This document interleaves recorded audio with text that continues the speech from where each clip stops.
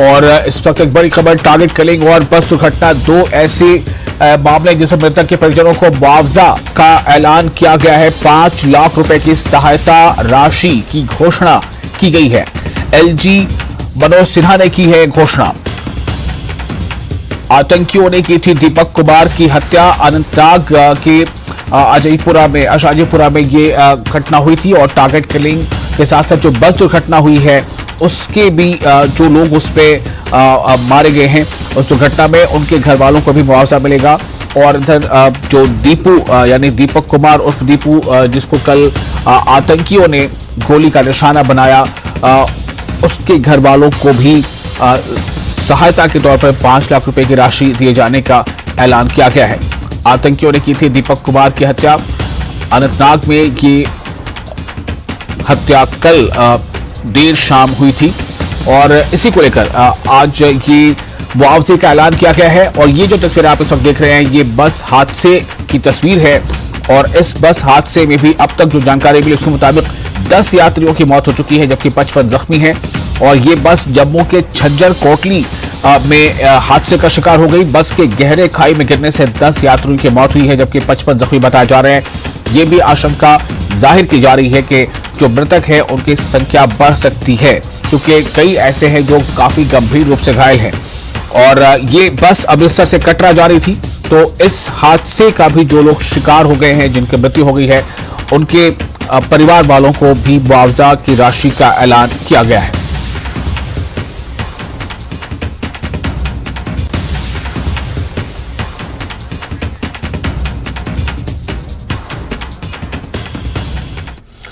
और जम्मू कश्मीर में G20 की मीटिंग के बाद से ही देश विरोधी ताकतें और पाकिस्तान बौखलाया हुआ है। खासतौर पर पाकिस्तान की बौखलाहट किसी से भी छिपी नहीं रही है। इसी बौखलाहट में पाकिस्तान कश्मीर में अशांति फैलाने की कोशिश कर रहा है। इस कड़ी में कल की रोज एक बार फिर टारगेट किलिंग की घटना सामने आई है। आतंकियों ने एक बार फिर आम नागरिक को निशाना बनाया है।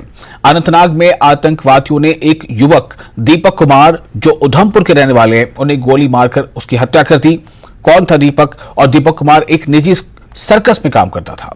वो किसी कारण सर्कस से बाहर निकले थे तभी आतंकियों ने उन पर हमला किया जिससे दीपक की जान चली गई। आज दीपक कुमार का अंतिम संस्कार परिजनों ने नम आंखों से किया। इस घटना की जम्मू कश्मीर में तमाम राजनीतिक दलों ने निंदा की है। हर किसी ने इस घटना में शामिल लोगों के खिलाफ कार्रवाई की मांग की है। वहीं अनंतनाग में टारगेट किलिंग के खिलाफ श्रीनगर में बीजेपी कार्यालय पर विरोध प्रदर्शन किया जा रहा है। इस मौके पर भारी संख्या में बीजेपी कार्यकर्ता वहां जमा है, ऐसी भी खबरें आ रही हैं। और इस पूरे मामले पर जो जिस तरह से कल किलिंग हुई है और उसके बाद जो अलग अलग जगहों पर इसको लेकर प्रोटेस्ट की बातें आ रही हैं कि इस किलिंग का लोग जो है वो इसे बिल्कुल कंडेम कर रहे हैं और इसके खिलाफ लोगों में गुस्सा है और लोग ये बता रहे हैं कि ये जो कुछ हुआ है ये जो है बिल्कुल एक कायराना हरकत है। तो इस मामले पर हमारे साथ हमारे दो सहयोगी हमारे साथ जुड़ चुके हैं। सबीर भट्ट हमारे साथ, चीफ रिपोर्टर जम्मू से हमारे साथ हैं और जहूर रिजवी कुलगाम से। सबीर, पहले आपके पास आना चाहूंगा, ये जो किलिंग को लेकर वहां पर जो प्रोटेस्ट हो रहा है, अलग अलग जगहों पर प्रोटेस्ट होंगे या हो रहे हैं, मैं ये जानना चाहता हूं कि ये एक तो ये कि सिलसिला ये थम नहीं रहा है। बीच में कुछ दिनों के लिए काफी दिनों तक ऐसा मामला सामने नहीं आया, लेकिन बड़ी अफसोसनाक बात है कि आतंकियों ने फिर से कायराना हरकत करते हुए एक बेगुनाह को निशाना बनाया है। इस वक्त आप कहां हैं और आप कहां पर मौजूद है? मैं ये बताया कि बीजेपी का जो प्रोटेस्ट है वो किस बात को लेकर है और कितनी संख्या में लोग हैं और क्या कहना है उनका? देखिए, मैं आपको क्लियर कर दूं, बीजेपी का जो प्रोटेस्ट है वो इस वक्त श्रीनगर में है और श्रीनगर में जो बीजेपी का हेडक्वार्टर है वहां पे ये प्रोटेस्ट हो रहा है। जी हाँ। जहां तक दूसरी बात आपने कहा कि इस साल जो टारगेट किलिंग हुई, हाँ ये बात सही है। अगर पहले दिन की बात करें, इस 23 की पहले दिन की बात करें, 1 जनवरी को टारगेट किलिंग्स हुई डांगरी में, राजौरी में, जहां पे 7 बेगुनाह जो लोग थे उनकी हत्या कर दी जिसमें कुछ बच्चे भी शामिल थे। उसके बाद हमने देखा कश्मीर वैली में 27 फरवरी को संजय शर्मा नामी जो एक बैंक एम्प्लॉय था, बैंक में एक गार्ड के तौर पर नौकरी करता था, उसको निशाना बनाया गया और उसके 27 फरवरी के बाद आज तक ये नहीं हुआ था, कोई किलिंग नहीं हुई थी, लेकिन कल शाम को फिर ये किलिंग हुई है। और इसको मिला के अगर हम देखें तो इस बार इस साल में तकरीबन 9 से 10 किलिंग्स हुई हैं, जो टारगेट किलिंग्स हुई हैं। उसके साथ साथ जो सिक्योरिटी फोर्सेस, जो आर्मी के जवानों की, जैसे पुंछ में और राजौरी बेल्ट में हत्याएं हुई हैं, वो अलग है। लेकिन जो टारगेट किलिंग्स कश्मीर की अगर बात और पूरे जम्मू कश्मीर की बात करें, उसमें राजौरी में 7 और कश्मीर वैली में 3 हत्याएं हुई है। अगर हम 2022 की बात करें तो तकरीबन 29 टारगेट हमले हुए थे, जो जिनका मकसद, जो हमले हुए थे वो टारगेट किलिंग करवानी थी, जिसमें हमने देखा राहुल भट्ट, पूरन चंद, रजनी बाला, विजय कुमार, अमरीना भट्ट और बहुत सारे नॉन लोकल लेबरर्स हैं, उनको मारा गया। और इस तरह से कश्मीरी पंडितों, जिस तरह बंटू शर्मा जो वनपू में थे, और बहुत सारे लोग, उनकी हत्याएं कर दी गई।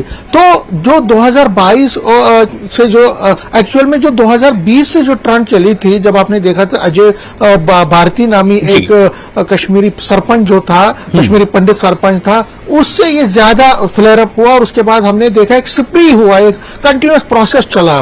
देखिए पहले भी टारगेट किलिंग होती थी, अगर हम 14 से लेकर 19 तक देखें तो उस दौरान बहुत सारे जो पुलिस कॉप्स थे, जो पुलिस वाले थे, उनको निशाना बनाया जाता था, सरपंचों को निशाना बनाया जाता था, बीजेपी के वर्करों को। लेकिन जब 19 के बाद और जब खास मेनली जब 370 को हटा दिया गया, तो आतंकवादियों ने माइनॉरिटीज को निशाना बनाना शुरू कर दिया और टारगेट किलिंग माइनॉरिटीज की करनी शुरू कर दी। और उसमें हिंदू कश्मीरी पंडित हो, एम्प्लॉयज हो, जो कश्मीरी पंडित एम्प्लॉयज हो, या नॉन लोकल लेबरर हो, या नॉन लोकल जो कश्मीर के बाहर रहते हैं लेकिन कश्मीर में जॉब करते हैं, चाहे बैंक में करते हैं, चाहे कहीं गवर्नमेंट सेंट्रल गवर्नमेंट एम्प्लॉय हैं, तो उनको निशाना बनाया गया। और उसमें जो आउटफिट्स थी वो एक्चुअल में तो लश्कर और जैश की थी, लेकिन उन्होंने अपने नए नाम दिए वहां पे, जैसे टीआरएफ दिया और बाकी जो कल भी नई आउटफिट ने अपना नाम दिया। तो इन आउटफिट के जरिए फिर ये किलिंग्स होती रही।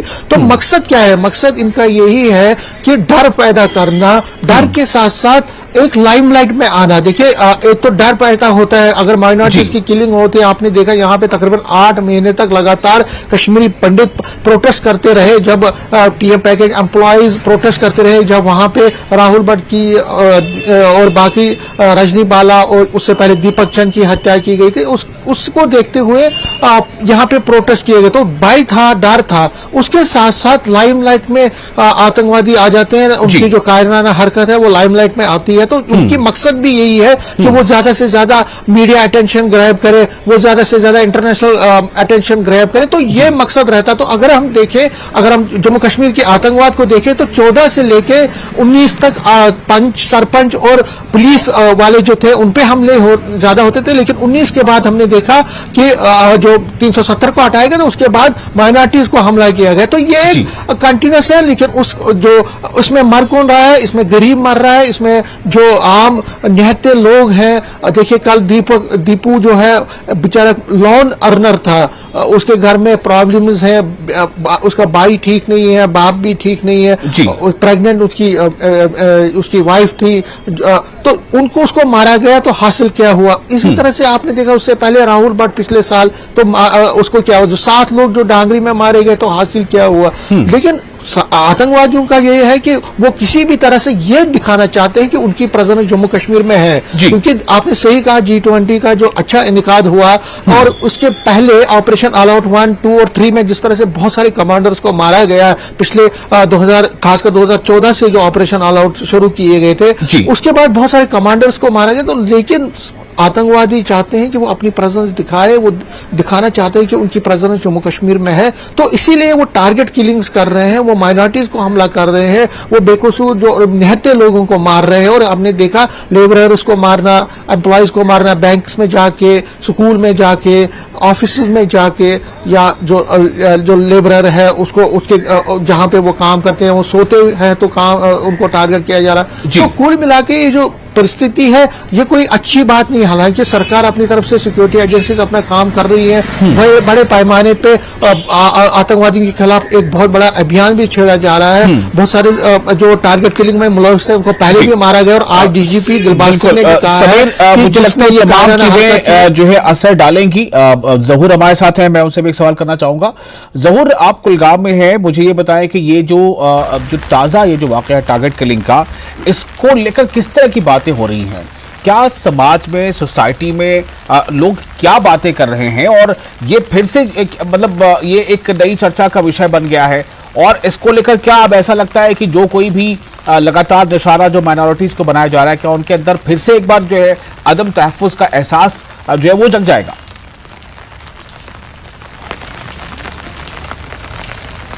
बिल्कुल विशाल, मैं आपको बताऊं कि कल जिस तरह से दीपक कुमार की हत्या की गई यहाँ अनंतनाग में, उसके बाद अगर हम देखें तो पूरी वादी कश्मीर, पूरी जम्मू कश्मीर में जितनी भी सियासी, समाजी और मजहबी तंजीमें हैं, उन्होंने इस वाक़े की कड़ी निंदा की और मजम्मत करते हुए उन्होंने इसे इंसानियत सोज वाक़या करार दिया। और हम आपको बताएं कि ऐसे में इंसानियत शर्मसार है। एक आम इंसान को जो है उसे मौत के मौत की आगोश में लिया जाता है। तो यहाँ पे जितने भी लोगों से हमने बात की तो अमूमन मैक्सिमम लोगों का यही कहना है कि ऐसे वाक़यात पे रोक लगनी चाहिए। हालांकि अगर हम सिक्योरिटी फोर्सेस की बात करें तो सिक्योरिटी फोर्सेस ने कल से ही अपना जो ग्रिड है, सिक्योरिटी का ग्रिड वो मजबूत किया।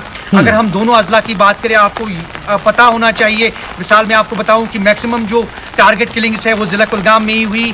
जैसा कि अभी समीर बोल रहे थे कि रजनी बाला या बंटू शर्मा और कई लोग जो हैं या बैंक जो मैनेजर हैं, तो इन मैक्सिमम लोगों की जो हत्या है यहाँ जिला कुलगाम में ही हुई। लेकिन जहाँ तक इन वाक़यात का ताल्लुक है तो इन वाक़यात की जितनी भी मजम्मत की जाए उतनी कम है, जैसा कि आम लोग भी इन वाक़यात की मजम्मत करते हैं। और आपने कल से ही देखा होगा, कल शाम से ही बहुत सारे ट्वीट ऐसे आए जिनमें पॉलिटिकल लीडर्स या फिर आम लोगों ने ऐसे वाक़यात की कड़ी मजम्मत की, ज़बरदस्त मजम्मत करते हुए उन्हें बोला कि ये पेनफुल है और इससे ये दर्शाता है कि इंसानियत काफ़ी शर्मसार है। हालांकि मैं आपको बताऊं मिसाल की कल शाम के बाद ही सिक्योरिटी ग्रिड जो है वो मजबूत किया गया है। अगर हम श्रीनगर जम्मू कौमी शाहरा की बात करें, श्रीनगर जम्मू कौमी शाहरा पे भी सिक्योरिटी का गश्त जो है वो बढ़ा दिया गया है। और इसके अलावा जो जहाँ पे ये वाकया पेश आया, सर्कस में जो लोग रिहाइश पजीर हैं, जो काम करने वाले लोग हैं,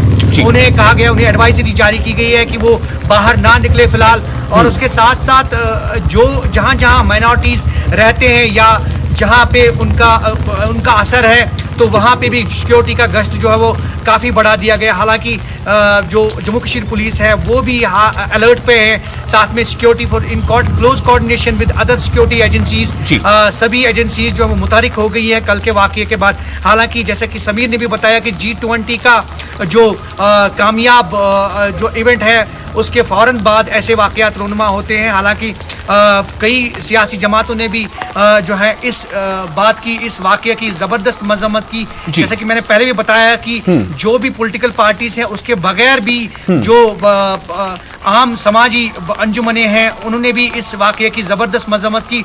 लेकिन कुल मिलाकर अगर हम देखें कि तो ये दर्शाता है कि जैसे कि समीर ने भी बोला कि प्रेजेंस जो है वो दिखाने की कोशिश कर रहे हैं और ऐसे वाक़यात जो है वो रोनुमा हो रहे हैं। लेकिन यहाँ पे अगर हम सिक्योरिटी फोर्सेस की बात करें तो जैसे G20 में परिंदा पर नहीं मार सकता था, तो उस तरह के अरेंजमेंट्स अगेन इन प्लेस। और ऐसे में हम आपको बताया कि सिक्योरिटी फोर्सेस का गश्त जो है वो बढ़ा दिया गया है और जो भी सिक्योरिटी ग्रिड है वो उसको मजबूत करने की कोशिश की जा रही है।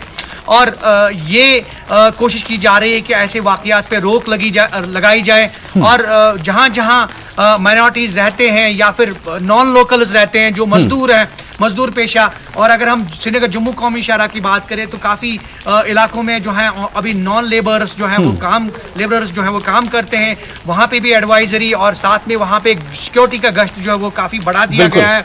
और तो सिक्योरिटी बढ़ा दी गई है, लेकिन सवाल ये है कि जब कभी भी ऐसी कोई घटना होती है तो इसके बाद समीर हम इसी तरह की बातें सुनती हैं कि सिक्योरिटी बढ़ा दी गई है और उसको बूस्ट अप कर दिया गया है, मिलिटेंटों की खोज खबर की जा रही है, जो दहशतगर्द हैं उनके खिलाफ कार्रवाई हो रही है, सब कुछ हो रहा है। और खुद हम लोग रिपोर्ट करते रहे हैं, दिखाते रहे हैं किस तरह से प्रॉपर्टीज अटैच की जा रही हैं, यहां तक कि जो एसोसिएट्स हैं दहशतगर्दों के या आतंकवादियों के, उनके खिलाफ भी कार्रवाई हो रही है। लेकिन उसके बावजूद अगर ऐसी घटनाएं सामने आती हैं समीर, तो इस पर एक सवालिया निशान तो लगता है। बिल्कुल बिल्कुल विशाल, आपने सही कहा। ये एक चिंता की बात है, एक कंसर्न की बात है। और डीजीपी दिलबाग सिंह ने आज दोबारा कहा है कि जिन्होंने इस कायराना काम को अंजाम दिया उनको हम बख्शेंगे नहीं। लेकिन हाँ, ये एक कंसर्न इसलिए है क्योंकि रोज ये इंसिडेंट्स होते हैं और हमने देखा जो पिछले किलिंग्स हुई थी, टारगेट किलिंग्स हुई थी माइनॉरिटीज के या आम लोगों की। देखिए किलिंग्स होती हैं, अगर कोई आम इंसान मरता है, इनोसेंट मरता है, वो किसी भी जगह का हो, किसी मजहब का, वो मैटर नहीं करता है, एक इनोसेंट ही मरता है।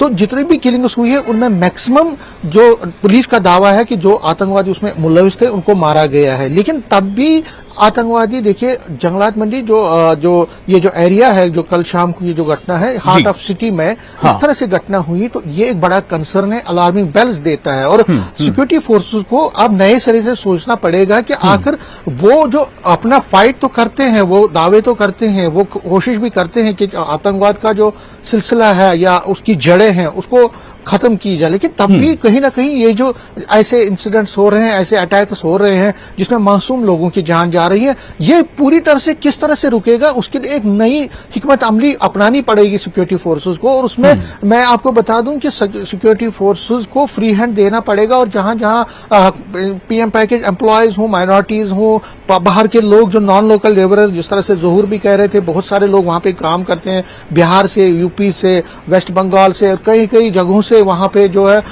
मजदूरी करते हैं, उन लोगों को किस तरह से सुरक्षा मुहैया करे, उनको किस तरह से एसओपीज उन पर लागू की जाए और एसओपी के दायरे में ही उनको जहां पे वो काम कर रहे हैं वहां से घर, और घर से फिर वहां काम वाले जगह पे, और जहां वो काम कर रहे हैं वहां पे सिक्योरिटी एटमॉस्फेयर को किस तरह से मजबूत बनाया जाए। इसी तरह से माइनॉरिटीज, आपने बहुत सारी बातें बताई हैं और तफसील से, और जैसा भी ज़हूर ने बताया कुलगाम से कि अब ऐसे वाकयात की, ऐसी घटनाओं की समाज के अलग अलग जो ग्रुप्स हैं, जो समाजी तंजीमें हैं, संगठन है, उनकी तरफ से भी निंदा की बातें सामने आती रहती हैं। सिक्योरिटी को भी अप करने की बात लगातार आती रहती है। लेकिन सवाल आखिर में ये रह जाता है कि आखिर इस तरह के मामले कब थमेंगे। बहुत शुक्रिया आप दोनों का इस विषय पर जानकारी देने के लिए हमारे दर्शकों को। इसी के साथ फिलहाल एक छोटा सा ब्रेक लेंगे। ब्रेक के बाद एक और अहम खबर। बीजेपी लीडर कैलाश विजयवर्गीय का बयान, राहुल गांधी की 150 सीटों के दावे पर बयान, कांग्रेस को एमपी में 50 सीटें मिलना बड़ी बात है। भोपाल जेल में बंद मिर्ची बाबा पर हमला किया गया। मिर्ची बाबा को सर और हाथ पर चोटें आई हैं। जेल इंतजामिया के मुताबिक मामूली झगड़ा बताया जा रहा है। हंगामे के बाद बाबा दूसरी बैरक में शिफ्ट कर दिया गया। दमोह के एक अस्पताल में महिला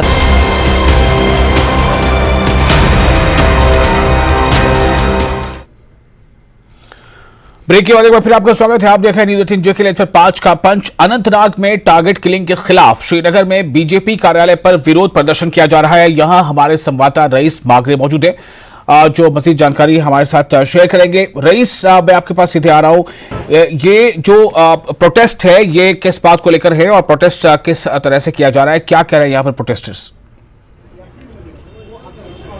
जी हाँ, बिल्कुल यहाँ पे प्रोटेस्ट जारी है और जिस तरह से कल ये किलिंग हुई है और लगातार यही मांग उठ रही है कि जो इनोसेंट किलिंग्स है उनको रोका जाए। और यहाँ पे भी बीजेपी कश्मीर यूनियन जो है उन्होंने यहाँ पे प्रोटेस्ट किया है। बहुत सारे जो लोग हैं उसमें उन्होंने कार्यकर्ताओं ने यहाँ पे जो है इसमें पार्टिसिपेट किया। हमारे साथ है बीजेपी के जो इंचार्ज है मंजूर अहमद भट्ट हमारे साथ है, उनसे बात करने की कोशिश करेंगे और जानने की कोशिश करेंगे कि ये प्रोटेस्ट जो है वो किस चीज़ को लेकर था और क्या वो मांग है। देखिए, आज भारतीय जनता पार्टी कश्मीर के कार्यकर्ताओं ने यहाँ जो हमारा स्टेट ऑफ जवाहर नगर में प्रोटेस्ट किया, जिसने आपको पता है कल जो एक दहशत गर्दाना जो एक कायराना एक जो हरकत की गई साउथ कश्मीर में, जिसमें हमारा भाई दीपू जो एक बेचारा सर्कस में काम करता था, मजदूर पेशा था, उसको मौत के घाट उतारा। तो आज बीजेपी के कार्यकर्ताओं में उसको लेकर काफी आक्रोश था कि जो किलिंग्स जो जानबूझ के एक भाईचारे को यहाँ इस माहौल को खराब करने की कोशिश की जा रही है, उसको हम सफल ना होने दें। आपने देखा कि एक G20 सम्मेलन की हिस्ट्री यहाँ पर रही जिसने एक पूरी दुनिया में मैसेज दे दी कि आज कश्मीर में अमन है, और प्राइम मिनिस्टर साहब ने जिस तरीके से यहाँ पर विकास और जो विकास की दरियाएं जो बढ़ाई, यहाँ के अमन यहाँ पर लाया, वो पाकिस्तान को रास नहीं आ रहा है। पाकिस्तान भरपूर कोशिशें कर रहा है, जैसे आपने देखा प्रोपेगेंडा किस तरीके से G20 पे किस्मती का माहौल है जब यहाँ की रीजनल पार्टीज के हमारे फॉर्मर सीएम महबूबा मुफ्ती उन्हीं दहशतगर्दों की बोली बोलती है, जब फारूक अब्दुल्ला, उमर अब्दुल्ला जैसे नेता उन्हीं दहशतगर्दों की बोली बोलते हैं। क्या महबूबा मुफ्ती साहिबा उन्हीं की बहन ने जम्मू कश्मीर के जो JKLF के चीफ थे यासीन मलिक को आइडेंटिफाई नहीं किया कि हाँ इन्होंने मुझे अगवा किया था? आज उन्हीं की बहन एक तरह से सजा दिलवाती है, एक तरह से कह रही है कि नहीं जी इन पे कोई गौर खोस होनी चाहिए इनकी सजा पे। तो ये दुगलापन हो रहा है कहीं ना कहीं। इससे जो दहशतगर्दाना ग्रुप है वो इससे एनकरेज होते हैं, उनको मौका मिलता है। और आपको पता है कि आज जो कार्यकर्ताओं ने प्रोटेस्ट किया, हमारी डिमांड एक ही है, जिस तरीके से जम्मू कश्मीर पुलिस ने पुराने कातलों को अपने सजा के अंजाम तक पहुंचाया, ऐसे दीपू के कातलों को, जो हमारा अपना भाई था, जो यहाँ बेचारा काम कर रहा था, उसके कातलों को सजा मिलनी चाहिए। उसी तरीके से उनको भी मौत के घाट उतार देना चाहिए। और कोशिश की जानी चाहिए अब LG एडमिनिस्ट्रेशन की तरफ से कि अब जो ये टारगेट किलिंग्स कोशिश, देखिए हालांकि बहुत टाइम के बाद हुई और काफी साजिशें हो रही थी कि G20 पे होना चाहिए, लेकिन आपने देखा ऊपर वाले का करम था, G20 बहुत सक्सेसफुली हो गई और पूरी दुनिया में मैसेज चला गया, और जिसकी वजह से पाकिस्तान को फ्रस्ट्रेशन है। लेकिन आज नरेंद्र मोदी प्राइम मिनिस्टर है, आज सरकार भाजपा की है, हम उनको सफल नहीं होने देंगे। आने वाले 1 साल में यहाँ का टेररिज्म का खात्मा हो जाएगा। इस तरह से कहा जा रहा है कि नॉर्मलसी जो है इसका प्रोपेगेंडा किया जा रहा है, हालांकि नॉर्मलसी है नहीं, यही वजह है कि ये इंसिडेंट्स हो रहे हैं। तो उसको आप मुझे नहीं पता है वो कौन लोग हैं जिनको यहाँ नॉर्मलसी नहीं दिखाई दे रही है। हाँ, उन लोगों को नॉर्मलसी नहीं दिखाई दी होगी जिनके सत्ता, जो पावर, जो खानदानी, जो यहाँ CSC ठेकेदार थे, उनको नहीं लग रहा होगा, क्योंकि उनकी जो पावर है वो अब उनसे छीन चुकी है। वो सियासत के भूखे हैं, वो अपनी सीट के भूखे, उनको यहाँ का अमन रास नहीं आ रहा है। लेकिन आप आम आदमी से पूछे, आम कश्मीरी से पूछे, वो आपको बताएगा कि आज कितने तादाद में यहाँ टूरिस्ट है। आपने देखा माता खीर भवानी, कितने श्रद्धालु आज वहां दर्शन के लिए आए, किस धूमधाम से उस मेले को यहाँ सेलिब्रेट किया। ये बहुत बड़ी उपलब्धि है। अब उसमें उन लोगों ने काला चश्मा पहना है, उसमें बीजेपी कुछ नहीं कर सकती है। आप रात को जाइए लाल चौक में, देखिए किस तरीके से रात के 12-1 बजे टूरिस्ट यहाँ बिना खौफ घूम रहे होते, चाहे पहलगाम की बात करें, सोनमर्ग की बात करें। अब जो ये सियासी जो पुरानी रीजनल पार्टीज हैं, इनकी यहाँ जो पॉलिटिकल ग्राउंड है वो खिसक चुका है, लोगों ने इनको नकारा है, इनको तमाचा पड़ा है। आने वाले वक्त में आप देखेंगे ये यहाँ जमीन बोसी हो जाएंगे। जिस तरह से आपने देखा कि रईस, मेरा एक सवाल है, जरा उनसे पूछिए, और भी अगर लोग हैं तो उनसे बताइए, पूछिए उनसे कि उनको क्या लगता है कि इसके पीछे अहम वजह क्या है, ये कब थम सकता है ये सिलसिला? जी हाँ, क्या लगता है आपको कि ये सिलसिला कब थमेगा? क्योंकि जिस तरह से ये साजिशें हो रही हैं, देर के बाद आज एक इंसिडेंट हुआ है, क्योंकि पाकिस्तान बौखलाया हुआ, घबराया हुआ, पाकिस्तान का माहौल कश्मीर का अमन देखकर घुट रहा है।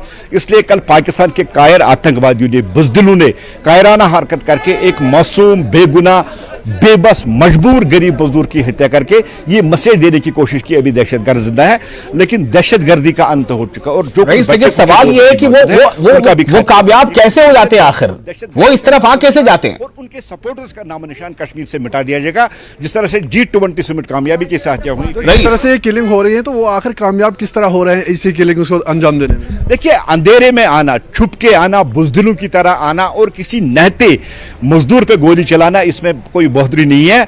ये कायराना हरकत है और आतंकवादी ही ऐसी हरकत कर सकते हैं। बुजदिलों की रात के अंधेरे में आना, कोई किसी को गोली मार देना, अब उनमें वो दमखम नहीं रहा, वो हिम्मत नहीं रहा कि वो सिक्योरिटी फोर्स के साथ छेड़े। इसलिए चुप के आना, अंधेरे में गोली मार देना और भाग जाना, हिट एंड रन की जो पॉलिसी उन्हें अपनाई, इसको भी बहुत जल्द एक्सपोज करके इन कातिलों के खिलाफ बहुत जल्द से जल्द कार्रवाई की जाएगी। जिस तरह से यहाँ कहा जा रहा है कि नॉर्मलसी नहीं है, फिर भी इसको जो है ये प्रोपेगेंडा किया जा रहा है कि यहाँ नॉर्मलसी है, उसको आप किस तरह देख रहे हैं? कि कहा जा रहा है कि इस अगर नॉर्मलसी होती तो इस तरह की किलिंग नहीं होती। देखिए, सबसे बड़ा पैमाना आपके सामने है G20 समिट। पहले जब यहाँ कोई फॉरेन कंट्री का आता तो हड़तालें होती थी, बंद की कालें होती थी, दुकानें बंद होती थी, ट्रांसपोर्ट होती। इतना बड़ा नेशनल प्राइड का जो इवेंट परसों यहाँ G20 समिट इतनी सक्सेसफुली और इतनी कामयाबी के साथ हुआ, सीधा सा आपके सामने प्रमाण है कि जम्मू कश्मीर के हालात बदल चुके हैं। जम्मू कश्मीर में अमन है, पीस है, प्रॉस्पेरिटी है। जम्मू कश्मीर बदल चुका है और आतंक और आतंकवादी के लिए अब कोई जगह नहीं है। अब गिने चुने लोग बचे हैं जो छुप के आके वार करते हैं, उनका भी खात्मा किया जाएगा, उनको भी दफा इस हस्ती से मिटा के यहाँ अमन और शांति पूरी तरह से यहाँ लाई जाएगी। इस तरह की जो किलिंग है उनका सफाया कब ये किलिंग जो है वो रुकेंगे? देखिए, लगभग आतंकवाद खत्म हो चुका है और बड़ी देर के बाद कल जो ये इनोसेंट किलिंग हुई है, बड़े दिनों के बाद हुई है। मैंने कहा कहीं इक्के दुक्के लोग जो बचे हैं, आर्मी लगी है, सिक्योरिटी फोर्सेस लगे हैं, पुलिस लगे हैं, इनको भी ढूंढ निकाल के इनको खत्म किया जाएगा और कश्मीर में एक पुरअमन फिजा जो आज के डेट में आप देख रहे हैं, इसको बरकरार रखा जाएगा। बहुत शुक्रिया रईस आपका। आपने वहां पर जो बीजेपी के लीडर्स और कार्यकर्ता प्रोटेस्ट कर रहे हैं उसके बारे में हमारे दर्शकों को बताया कि और उनका ये यही कहना है कि ये कुछ लोग हैं जो बुजदिली कर रहे हैं, कायराना हरकतें दिखा रहे हैं, लेकिन ये सफेद हस्ती से मिटा दिए जाएंगे। बहुत शुक्रिया आपका। और इसी के साथ पंच में फिलहाल इतना ही, लेकिन आप बने रहें न्यूज़ 18 JKLH के साथ। खबरों का सिलसिला जारी रहेगा।